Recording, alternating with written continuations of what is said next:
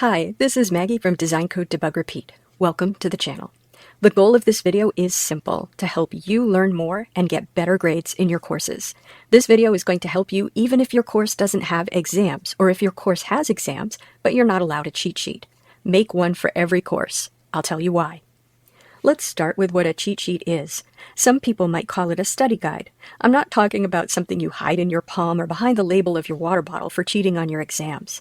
A cheat sheet is a summary of a subject, often including formulas, syntax, and small examples. It's a memory aid.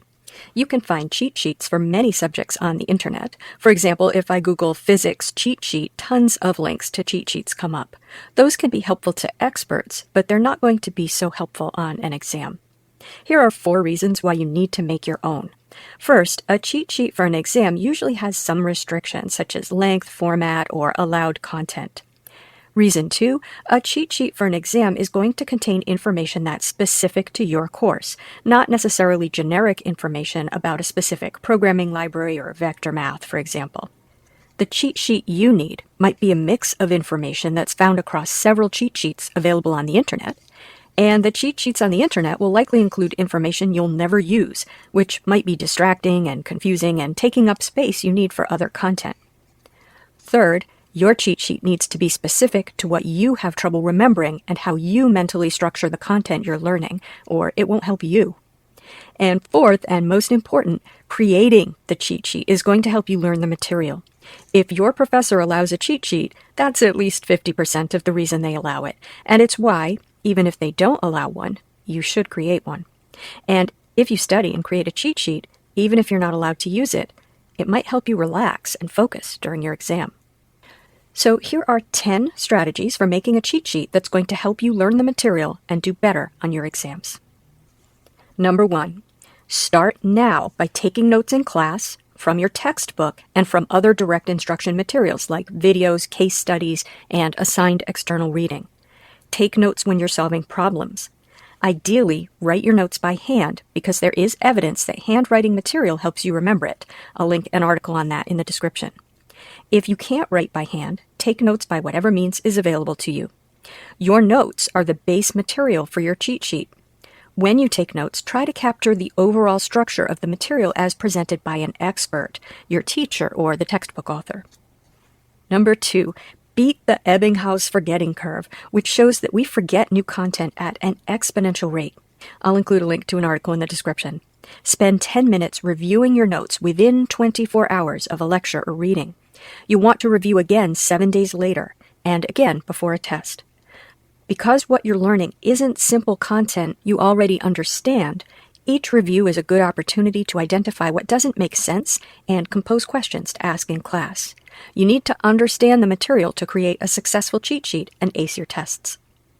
Number 3, every week do a cleanse and reorganization of your notes. There will be things you understand differently now that you're a few lectures in. Highlight your notes and annotate them. Put notes on your notes. The highlights and annotation should reflect your deeper understanding. And again, when there's something in your notes that doesn't make sense, return to the original source and figure it out. Ask questions if you can't figure it out on your own. Number 4, when you're reorganizing, return to what the professor and textbook author emphasize. As experts, they see the forest, and learners see the trees. Keep returning to the forest. When you learn to see the larger picture, it will be much easier to remember the details because they'll fit into recognizable patterns. This is true in every field. Experts focus on patterns they recognize from experience, and learners focus on surface features. It will take time, but keep trying to see the bigger patterns emphasized by the experts. Number 5, once you've reviewed your notes and they make sense, rewrite them in a summarized form.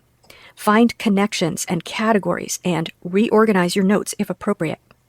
In programming, for example, if you've had one lecture on while loops and another on for loops, you can now summarize that into a single section about loops, and you can compare and contrast the 2 kinds of loops, which will help you remember them and choose the right loop to solve a problem.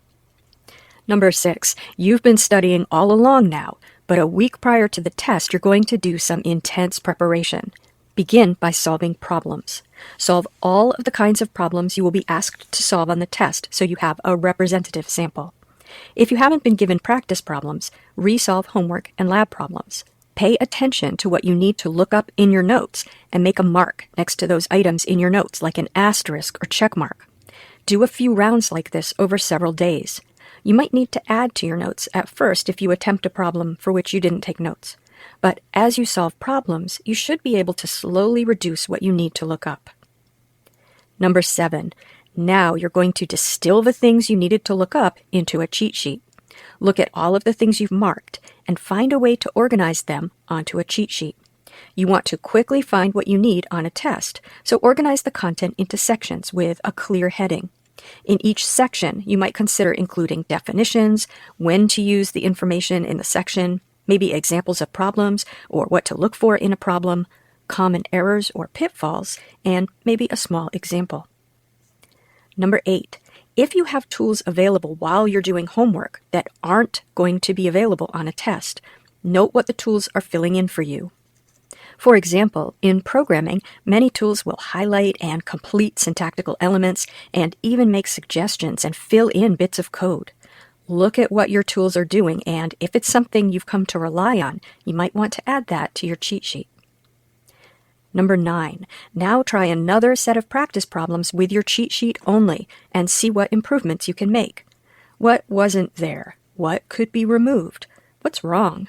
What could be reorganized? And what needs an example or more hints about when to use it? Create your final cheat sheet now by copying over the original with your updates. Number 10. Finally, this step is optional, and I would proceed with caution, but you could check with your friends and look at cheat sheets for similar topics on the internet. If you followed the strategies here, chances are your cheat sheet is going to be light years ahead of anything else.